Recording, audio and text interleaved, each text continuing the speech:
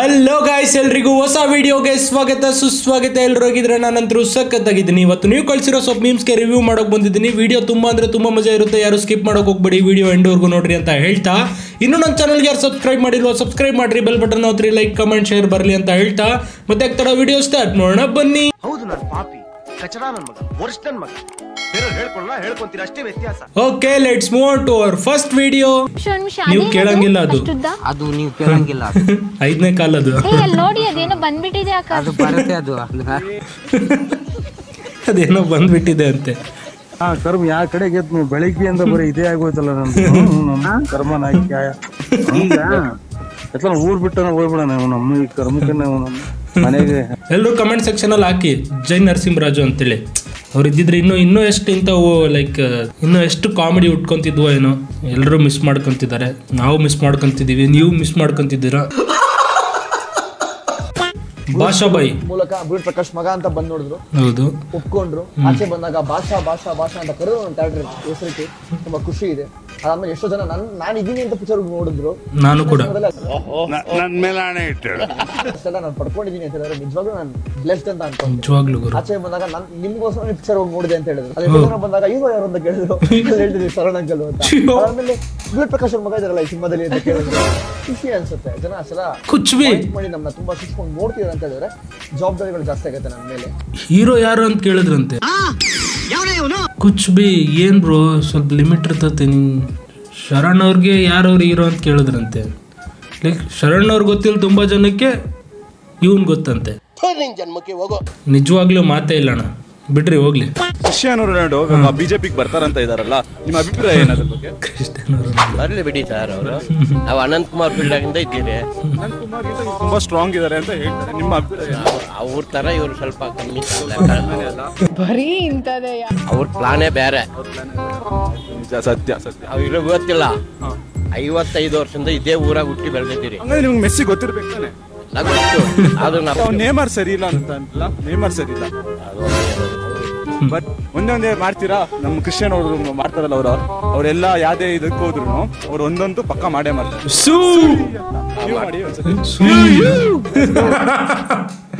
ಹುಡುಗರು ಪಾಪ ಅವರು ಮುಗ್ದ್ರು ಅಂತ ಕಾಣಿಸುತ್ತೆ. ನೋ ಹೆಡ್ ಕಾಮಿಡಿ ಥರ ನೋಡ್ರಿ ಅಷ್ಟೇ. ಏನೋ ಅವ್ರಿಗೆ ಪಾಪ ಗೊತ್ತಿರಲ್ಲ, ಅವ್ರೇನೋ ಹೇಳ್ತಿದ್ದಾರೆ ಲೈಕ್ ಬಿಡ್ರಿ. ಸುಯಿ ಅದು ಸೂ ಏನ್ರಿ ಅದು?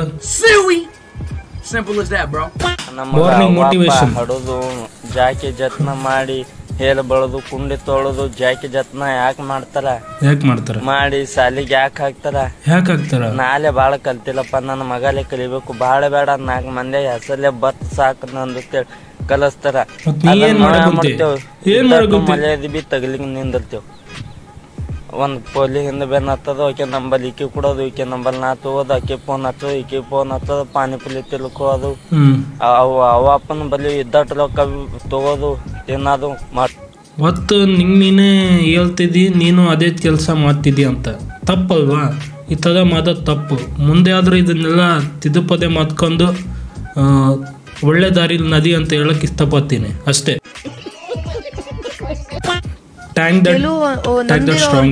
ನೊಂದಿರೋರೆ ಸಿಗ್ಬೇಕಂತೆ ಅರ್ಥ ಮಾಡ್ಕೊಂಡಿರೋ. ಸೊ ಪಾಸ್ಟ್ ಇಸ್ ಪಾಸ್ಟ್ ಅಂತ ಹೇಳಿ ಸಂಸಾರನ ನಡ್ಸ್ಕೊಂಡು ಹೋಗೋ ಒಬ್ಬ ಗುಣವಂತ ವ್ಯಕ್ತಿ, ಅವನಲ್ಲೂ ಎಂಥ ವಿಷಯಗಳಾಗಿರ್ಬೋದು, ಅವನು ನೊಂದಿರ್ಬೇಕು, ಎಲ್ಲದನ್ನು ಅರ್ಥ ಮಾಡ್ಕೊಳ್ಳೋ ಒಬ್ಬ ಸ್ಟ್ರಾಂಗ್ ಹುಡುಗ ಸಿಕ್ಕಿದ್ರೆ. ಓಕೆ ಫ್ರೆಂಡ್ಸ್, ಫೈನಲಿ ನಾನು ಲೈಕ್ ಸಿಂಗಲ್ ಲೈಫ್ಗೆ ಬಾಯ್ ಹೇಳಿ ಕಮಿಟ್ ಆಗೋ ಲೈಫ್ಗೆ ಕಾಲ್ ಇಡ್ತಾ ಇದ್ದೀನಿ.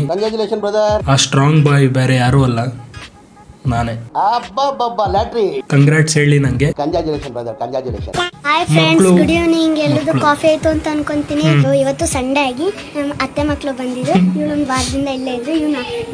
ಇವಳನ್ನ ನೋಡ್ಬೇಕು ಅಂತ ಹಠ ಮಾಡ್ಕೊಂಡ್ ಬಂದಿದ್ದ ಫ್ರೆಂಡ್ಸ್. ಅದಕ್ಕೆ ಇವರಿಬ್ರು ಇಲ್ಲಿದ್ರು. ನನಗೂ ಖುಷಿ ಆಗ್ತಾ ಇತ್ತು. ಇರಾಗು ನಿನ್ ಮನೆ ಹತ್ರ ಇದೆಲ್ಲ ಏನ್ ಮಾಡ್ತಾ ಇದ್ದೆ? ನೋಡ್ಬೇಕು ಅನ್ನಿಸ್ತಾ ಹೇಳಿ ನನಗೆ. ಅದಕ್ಕೆ ಬಂದು ಕೇಳೋಲ್ಲ, ಇಲ್ಲಿದ್ದು ನೀನು ಅವ್ರಿಗೆ ಏನು ಅನ್ನಿಸ್ತು ಅಂತ. ಏನು ಇಲ್ಲಿ ಇದ್ದಕ್ಕೆ ಖುಷಿ ಅನಿಸ್ತು. ಏನ್ ಗುರು ಇದು, ಇಷ್ಟು ಫಾರ್ವರ್ಡ್ ಆಗ್ಬಿಡ್ತಾ? ಮುಂದೆ ಒಂದಿನ ಇವ್ರಿಗಂತೂ ರಿಗ್ರೆಟ್ ಆಗ್ಬಿಡುತ್ತೆ, ಹಿಂಗೆಲ್ಲ ಮಾಡಿದ್ವಾ ಅಂತೇಳಿ. ಬಿಡ್ರಿ. ಕ್ಯಾಪ್ಷನಲ್ಲೇ ಐತಲ್ಲ ಮಕ್ಕಳು ಮತ್ತೆ ಪಕ್ಕಕ್ಕಿನ ಒಂದು ಅಷ್ಟೇ. ಏನಂತೀರ? ನಾನ್ ಮನ್ಸ್ ಮಾಡ್ಬಿಟ್ರೆ ಏರೋಪ್ಲೇನ್ ಬೇಕಾದ್ರೆ ತಗೊಂತೀನಿ. ಆಮೇಲೆ ರಿಲೇಷನ್ ಬೇಜಾರ್ ಮಾಡ್ಕೊಂಡ್ಬಿಡ್ತಾರೆ. ಅದಕ್ಕೆ ಮನೆ ಮೇಲಿಂದಾನೆ ಓದ್ಲು ಮನೆಗೆ ಬಂದು ಹೋಗ್ಲಿಲ್ಲ ಅಂತ. ಓ ಅದಕ್ಕೆ ತಗೊಂಡಿಲ್ಲ. ತುಂಬ ಒಳ್ಳೆ ಕೆಲಸ ಮಾಡಿ ಅಕ್ಕ ನೀನು. ಹೌದು ನಿಜವಾಗ್ಲು ಮನೆ ಮೇಲಿಂದಾನೇ ಓದ್ಲು ತಳಗ್ ಬಂದು ಹೋಗಿಲ್ಲ ಅನ್ಕೊಂಡ್ಬಿಡ್ತಾರೆ. ಕಾಲಿಂಗ್ ಅಮ್ಮ. ಯುಗಾದಿ ಹಬ್ಬದ ಪ್ರಯುಕ್ತ ಇಂದು ರಾತ್ರಿ 8 ಗಂಟೆಗೆ ನಾನು ನನ್ನ ಫ್ರೆಂಡ್ಸು ಬೆಂಗಳೂರು ಟ್ರಿಪ್ ಹೋಗಲಿದ್ದೇವೆ ಬೈಕಲ್ಲಿ.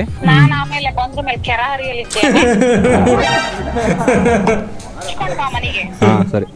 ನಮ್ಮಮ್ಮ ಮಾತ್ರ ಹಿಂಗೇನಾ? ಎಲ್ಲರ ಮನೇಲೂ ಹಿಂಗೆ ಅಲ್ವಾ ಫ್ರೆಂಡ್ಸ್?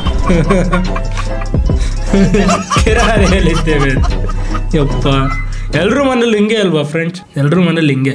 ಯಾರ ಮನೇಲಿ ಗೊತ್ತಿಲ್ಲ, ನಮ್ಮ ಮನೇಲಂತೂ ಹಿಂಗೆ ನಿಜವಾಗ್ಲು. Hi, you know me?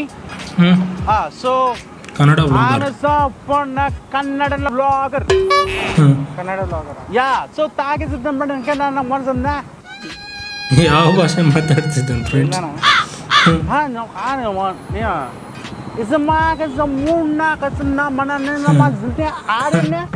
ನಂಗೆ ಬಾಹುಬಲಿ ಮೂವಿ ನೆನಪಾಯ್ತು. ಕನ್ನಡ ಕನ್ನಡ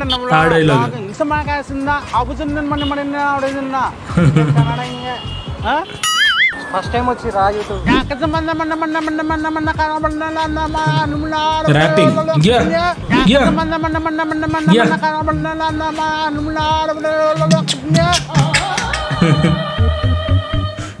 యాకాద్రు నింత్కండే గురు అనుకుంటారు మనుషులు. వాళ్ళకైతే అర్థం కాదు. మినిమం డిగ్రీ చదువుకున్న వాళ్ళకి ఐఏఎస్ ఐపీఎస్ పెద్ద పై స్థాయి వాళ్ళకైతేనే అర్థం అవుతుంది. వినబడుతుంది కానీ మీరు ఏం చెప్తున్నారు? आप क्या बोल रहे? ನಂಗೆ ಕನ್ನಡ ಬರಲ್ಲ ಅಂತಂದ ಅವ್ನು ಫಸ್ಟಿಗೆ. ಕನ್ನಡ ಬರೋರಿಗೆ ಗೊತ್ತಾಗ್ತಿಲ್ಲ ಅವ್ರು ಯಾವ ಭಾಷೆ ಮಾತಾಡ್ತಿದ್ದಾರೆ ಅಂತೇಳಿ. ಅದು ಫ್ಯಾಕ್ಟ್ ಅಂದ್ರೆ. ಸರ್ ಒಂದು ಕ್ವಶನ್ ಸಿಕ್ಕಾಪಟ್ಟೆ ವೈರಲ್ ಆಗಿದೆ ಸರ್. ಏನು ಕ್ವಶನ್? ಮರದಲ್ಲಿ ಗಿಡದಲ್ಲಿ ಬೆಳೆದೇ ಇರೋ ಬೀಜ ಯಾವುದು ಅಂತ. ಅದನ್ನ ಬೇಲಿ ಮೇಲೆ ಒಣ ಹಾಕಿರ್ತಾರಲ್ಲ ಚಡ್ಡಿನ ಭಟ್ರು ಸೂರ್ಯಂಗೆ ಟಾರ್ಚಾ? ಕುಡಿದ್ರೆ ಸಾರಿ ಕ್ವಶನ್ ಹೇಳ್ಬೋದಾ? ಮಟನ್ ತಿಂದ್ರೆ ಮಂದ, ಬಿಯರ್ ಕುಡಿದ್ರೆ ಒಂದ. ಕನ್ನಡಿಗರೆಲ್ಲರೂ ಈ ಮೂವಿ ಬಂದ್ಬಿಟ್ಟು ಈ ಮೂವಿ ನೋಡಿ. ಕಾರಣ ಇಷ್ಟೇ, ಕನ್ನಡ ಬೆಳೆಸ್ಬೇಕು ಅಂದರೆ ಈ ಮೂವಿಲಿ ಕನ್ನಡ ಬಿಟ್ಟರೆ ಬೇರೆ ಏನೂ ಇಲ್ಲ. ಅಂದರೆ ನಮ್ಮ ಕನ್ನಡನ ಹೇಗೆ ಬೆಳೆಸ್ಬೇಕು, ಕನ್ನಡನ ಯಾವ ಲೆವೆಲ್ಗೆ ಇರಬೇಕು ಅಂದರೆ ನಮ್ಮ ಕರ್ನಾಟಕದಲ್ಲಿ ಇದ್ದವರೇನೆ ಕನ್ನಡ ಮಾತಾಡ್ತಿಲ್ಲ. ಅದರಲ್ಲಿ ಸಾರಿ ಮಿಸ್ಟೇಕ್ ಆಯಿತು, ಪರವಾಗಿಲ್ಲ.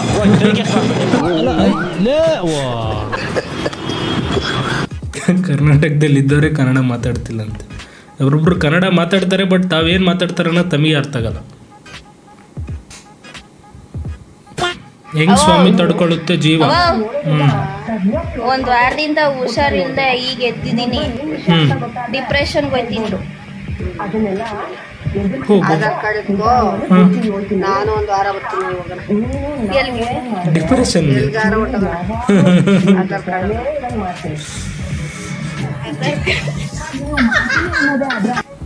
No comments. No comments. No comments.